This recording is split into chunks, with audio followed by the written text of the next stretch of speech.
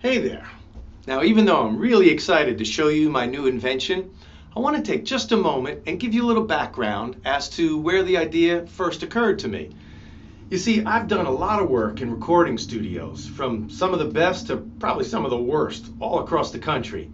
And I noticed that each studio had one room in common, and it tended to be where singers like to warm up. So I figured I wanted a room like that for my studio. I call it a vocalnasium, simply because that's where singers tend to work out the most. Now, I built this one with my own two hands. I'm quite proud of it. Check it out.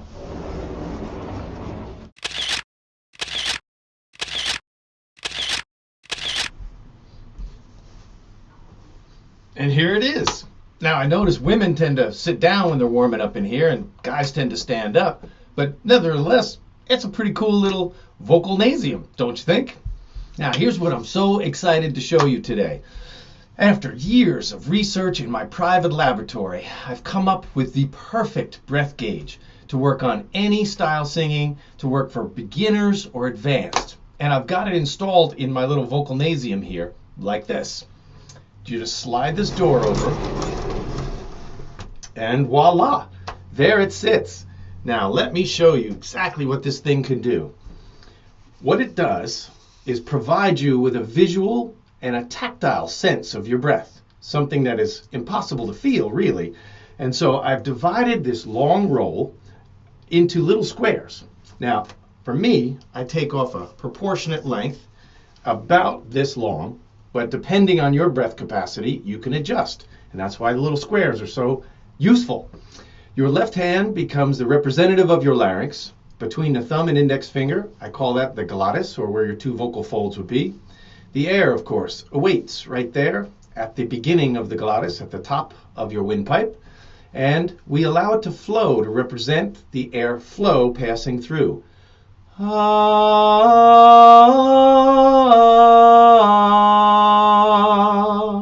And there we have it, right at the end of my breath. Now I breathe in, reset.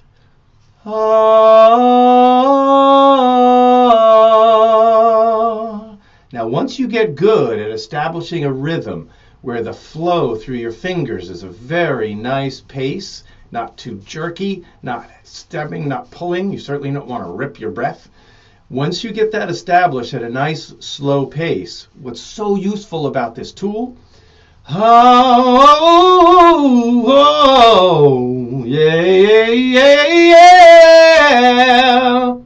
Whether you're singing fast or slow, loud or soft, the speed at which your breath leaves your body should be exactly the same.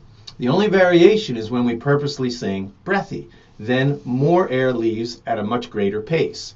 So this way, you will find when you start working very slowly and establish it, once you start singing fast, the temptation is to pull the air fast. And that's exactly what usually goes on in your body. We drive the air too hard when we're thinking of singing something speedy or loud or dramatic. This is a great way to reinforce the principle that the air leaving your body should always be the same. It's the resistance before the folds that creates the change in our voice. Now, on a personal note, please don't display your breath gauge like this.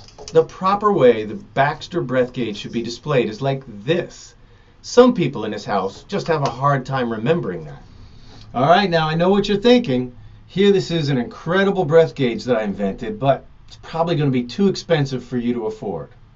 That's where you're wrong, my friend. I've worked out a worldwide distribution system for my breath gauge. You walk into any grocery store, convenience store, anywhere around the planet, and you will not only find single rolls of my breath gauge, but you will also find, for those of you who love to vocalize a lot, an economy pack. Now, you may be thinking, isn't that a lot of trees to kill just so I can vocalize? Wrong again, my friend. This is 100% recycled breath gauge. Just be sure to look for the Lesson.com logo to ensure you're getting a quality product. And remember, the next time you peel off a little bit of this, thank me. I'm Mark Baxter for Lesson.com. Don't you see?